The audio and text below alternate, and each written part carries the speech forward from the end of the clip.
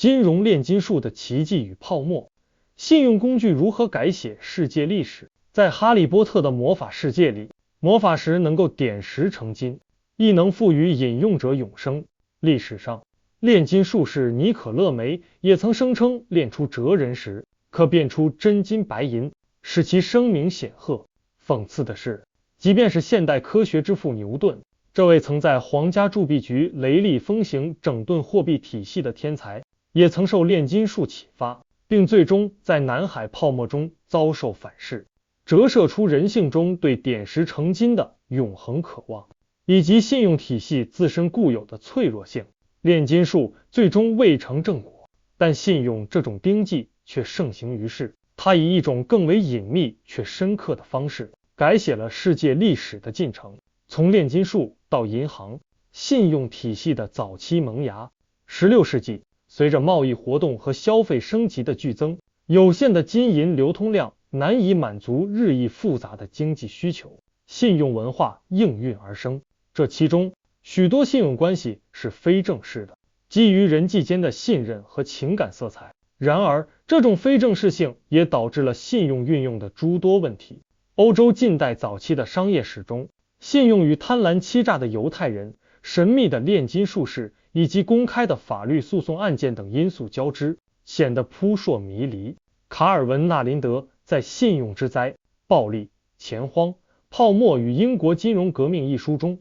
深入剖析了英国政治经济学诞生过程中关于信用的争论，揭示了货币、炼金术，甚至极刑和奴隶贸易等多元因素对信用体系构建的影响。斯图亚特王朝早期，政府试图通过商业活动解决人口增长和就业问题，但货币短缺和落后的税收体系难以满足其开销。都铎王朝开启的殖民冒险虽能缓解部分问题，但更深层次的经济症结仍待解决。文纳林德将托马斯·孟等人主张的新亚里士多德主义政治经济学视为将货币视为一种平衡工具或实现正义的手段。在我看来，这修正了亚当·斯密等人对重商主义的传统批判，即认为他们将货币等同于财富。相反，孟这一代人更看重货币在社会中的作用、责任和动力，力求通过货币的自由运行协调社会关系，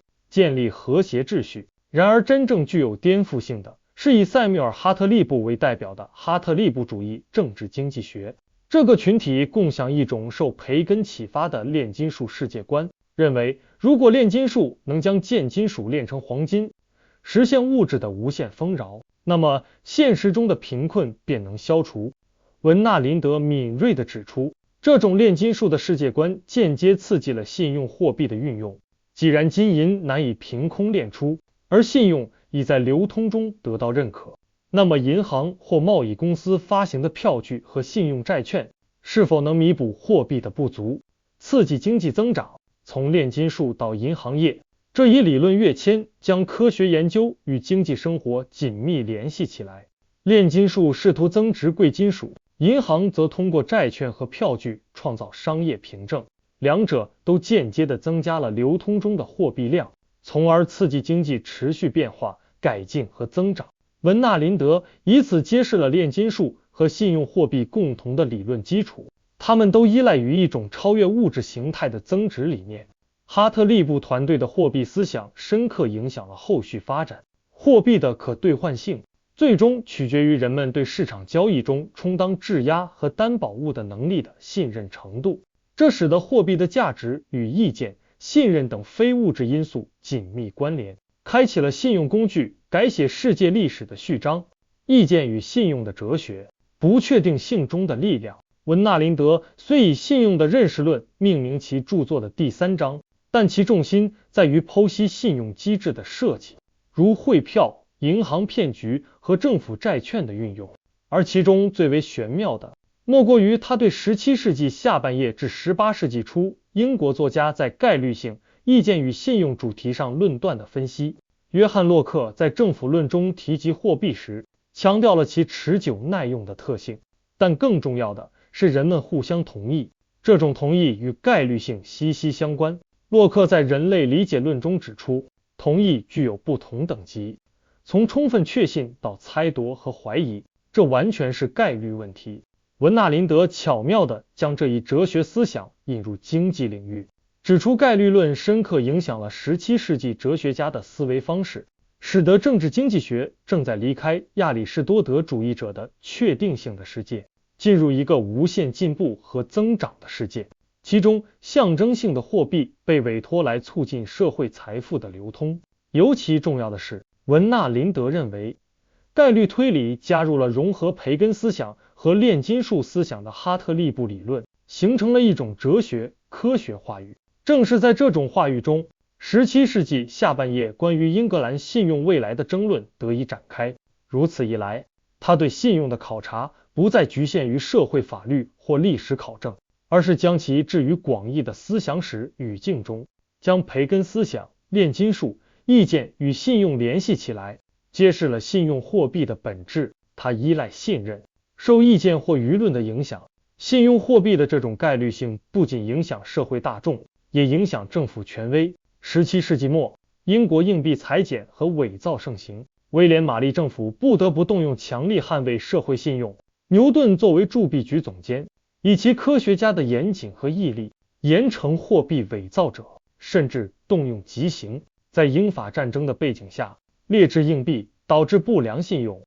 牛顿的整顿无疑至关重要。然而即便如此，铸币局所能提供的货币量仍然有限，英格兰银行钞票的可兑换性、信用的回归迫在眉睫。正如查尔斯·达文南特所言，信用取决于意见，它取决于我们的希望和恐惧之情，它常常不请自来，又常常毫无缘由的消失，一旦失去，就很难完全恢复。这种论断甚至在几十年后修谟的论文中也回响不绝，预示着信用体系固有的脆弱性。在一个充满不确定性的年代，咖啡馆、俱乐部、酒馆等公共场所成为各种消息和意见的集散地。银行家、股票掮客、商人、新贵在此交流，不同派系的鼓吹者摇唇鼓舌，散播着自己的观点。这种流动的、弹性的、开放的空间将多样化的意见呈现在公众面前，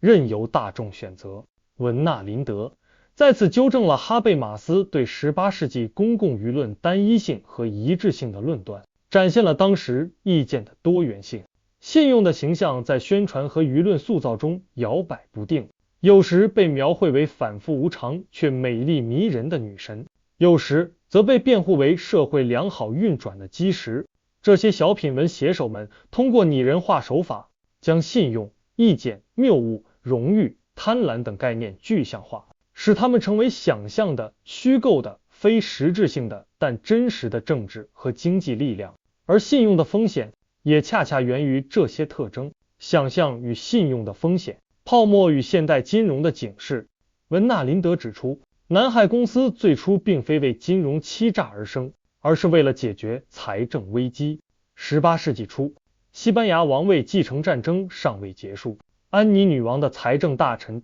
罗伯特·哈利对从法国手中获得西班牙贩奴合同充满信心。南海公司应运而生，股民们认购其股票，寄希望于大西洋想象中的奴隶贸易、金银矿开采带来的巨额财富。南海泡沫正是这种想象或预期的崩溃。尽管乌特勒支条约签订后，贩奴合同握在英格兰手中，奴隶贸易似乎唾手可得，但文纳林德分析了围绕这种财富想象的舆论战。迪福等吹鼓手不遗余力地鼓吹南海公司的繁荣前景，使得其股票价格稳步上升。公司和政府在民众中建立了信心。债转股的金融策略在此过程中只是一种工具，最初并未显露巨大风险。南海公司的前景最初源于奴隶贸易，无论其最终是否盈利，南海公司都曾赢得了良好的信誉。承诺和想象才是风险的真正源泉。托马斯·列文森在《南海泡沫与现代金融的诞生》中，